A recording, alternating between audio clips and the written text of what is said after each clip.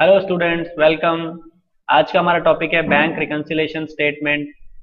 इसमें हम पढ़ेंगे कि बैंक रिकंसिलिएशन स्टेटमेंट क्या होती है, क्यों बनाई जाती है और इसको कैसे बनाते हैं। आपने अभी इससे पहले टॉपिक्स में पढ़ा है journal entries, ledger posting, debit credit, ये आप पढ़ के आए हैं। आपने उसमें देखा होगा कि एक बैंक अकाउंट होता है। बैंक अकाउंट में हम जैसे कैश डिपॉजिट करते हैं, उससे कैश विड्रॉ करते हैं, चेक इशू करते हैं। तो बैंक में हमारा एक अकाउंट होता है, उससे रिलेटेड जो हमारी ट्रांजैक्शंस होती है उसकी रिकॉर्डिंग हम बैंक अकाउंट में करते हैं।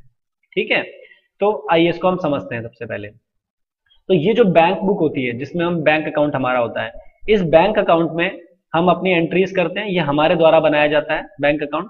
सिमिलरली क्या होता है, ये जो हमारा बैंक अकाउंट जिस बैंक के पास होता है वो भी हमारी एंट्रीज रिकॉर्ड करता है। उसके पास भी कस्टमर का अकाउंट होता है, जैसे हम उसके कस्टमर हैं तो वो भी एक सेट ऑफ बुक्स रखता है, उसमें एक एंट्री रिकॉर्ड करता है। तो उसमें क्या होता है कि जो वो एंट्री रिकॉर्ड करता है और जो हम एंट्री रिकॉर्ड करते हैं, ये एंट्री जो है सेम होनी चाहिए। इसमें हमारा बैलेंस और बैंक का बैलेंस सेम होना चाहिए। लेकिन क्या होता है कि बैंक कभी कभी एंट्री रिकॉर्ड करने में डिले करता है या हम डिले करते हैं। टाइम में डिफरेंस होता है, कभी हम रिकॉर्ड लेट करते हैं, कभी वो पहले करता है। तो इस वजह से क्या होता है, किसी पर्टिकुलर डेट पे अगर हम अपना बैलेंस चेक करेंगे बैंक के साथ तो वो मैच नहीं करता, वो रिकंसाइल नहीं करता। अगर हम कहेंगे हमारे बैंक में 1 लाख रुपए हैं, तो हम बैंक स्टेटमेंट में जो बैंक जो बनाता है वो एक स्टेटमेंट देता है, उसमें हम जब हम चेक करने जाएंगे तो शायद वो अमाउंट उससे कम या ज्यादा होगा। तो ये जो मैच नहीं करता है, इसको रिकंसाइल या मैच करने के लिए हम एक स्टेटमेंट बनाते हैं, इसको बैंक रिकंसिलिएशन स्टेटमेंट कहते हैं। ठीक है, ये क्यों मैच नहीं करता है या ये क्यों टाइमिंग में डिफरेंसेस आते हैं, इसको हम समझेंगे।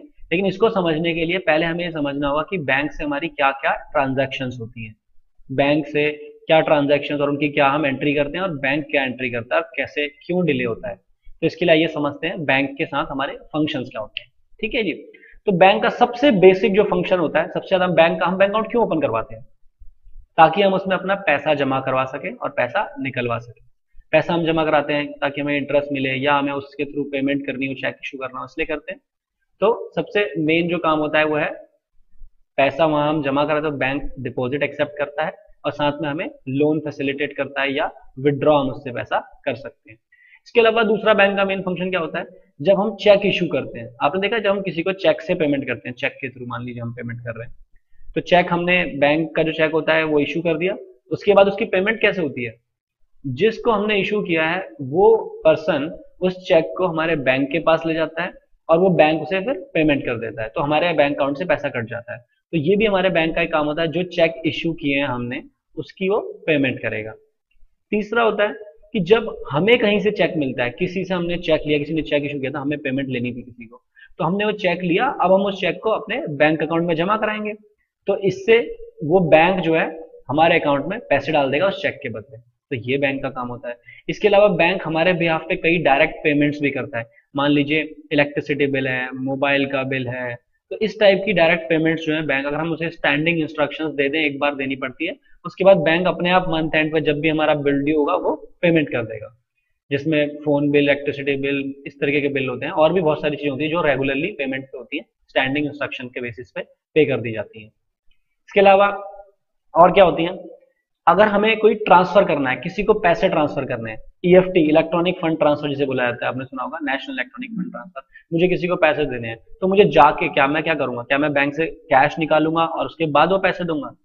ऐसा जरूरी नहीं है। मैं उस कस्टमर या जो भी वो पर्सन है उससे क्या होगा, उसके अकाउंट्स की डिटेल मांगूंगा और वो अकाउंट की डिटेल अपने, चाहे मैं इंटरनेट से उसको ऐड करूंगा अपने पेई अकाउंट में और उसको डायरेक्ट ऑनलाइन ट्रांसफर कर देंगे। तो ये बैंक फैसिलिटेट करता है। इसी तरह हम ये चीजें रिसीव भी कर सकते हैं। ये पैसे हमें रिसीव भी करने हैं तो कोई भी पर्सन हमारे बैंक अकाउंट की डिटेल लेके हमें पैसे देता भी है। ठीक है। तो इसके अलावा क्या होता है, हमें बैंक से पीरियडिकली इंटरेस्ट भी मिलता है, जो हमारा पैसा उस पर जमा होता है, क्वार्टरली, ईयरली, ये हमें इंटरेस्ट मिलता है। इसके अलावा बैंक कुछ चार्जेस भी लगाता है, हमारा बैंक के मेंटेनेंस चार्जेस, या वो चेकबुक हमें इशू करता है या हमें स्टेटमेंट देता है तो उसके वो चार्जेस भी लगाता है। तो ये तो बैंक के फंक्शंस हैं।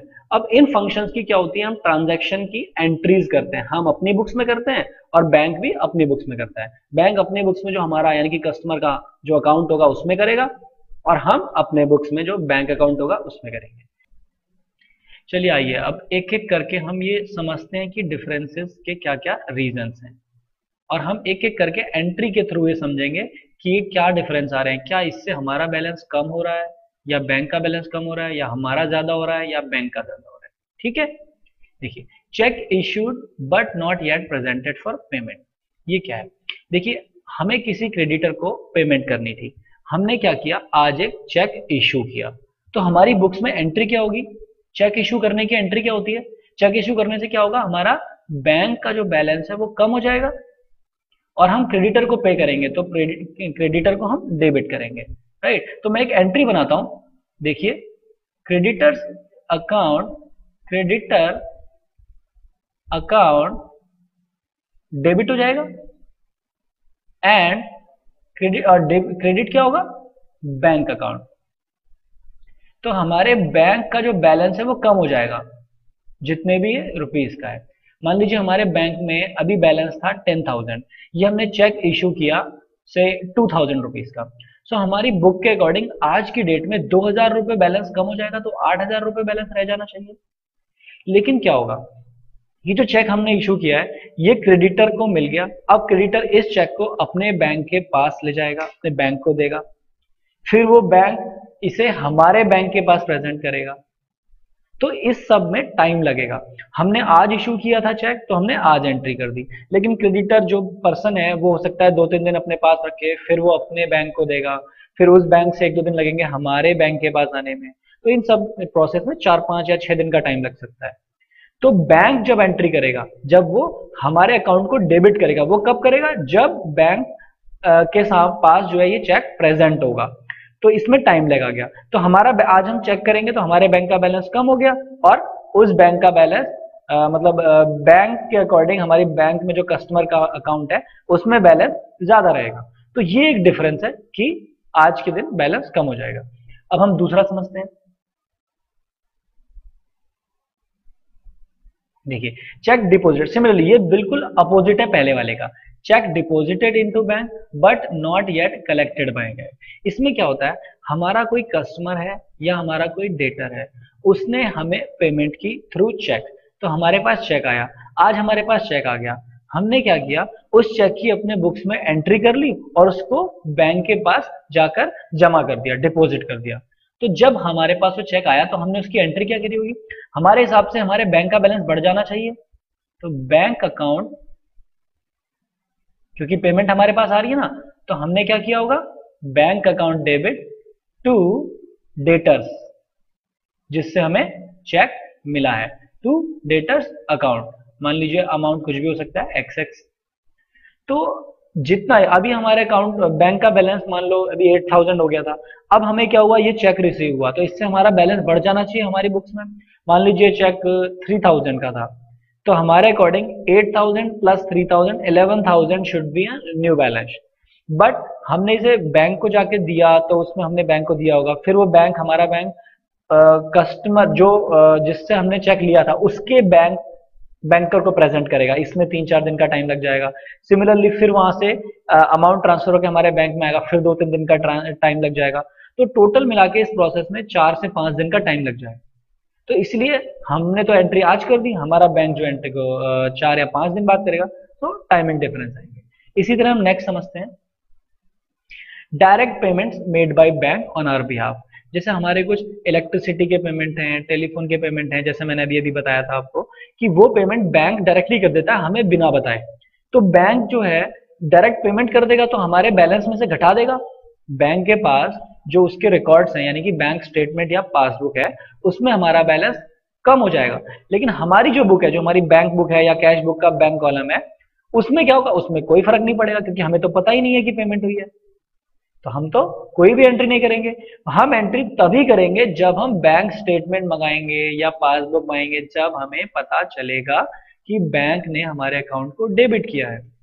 एक चीज यहां ध्यान दीजिए, एक मैं आपको बता दूं कि जब जब हम अपने अकाउंट को डेबिट करते हैं यानी कि हम अपने अकाउंट के बैलेंस को बढ़ाते हैं, तब तब बैंक अपनी बुक्स में यानी कि बैंक स्टेटमेंट में या पासबुक में उस अकाउंट को यानी कि हमारे अकाउंट को क्रेडिट करता है।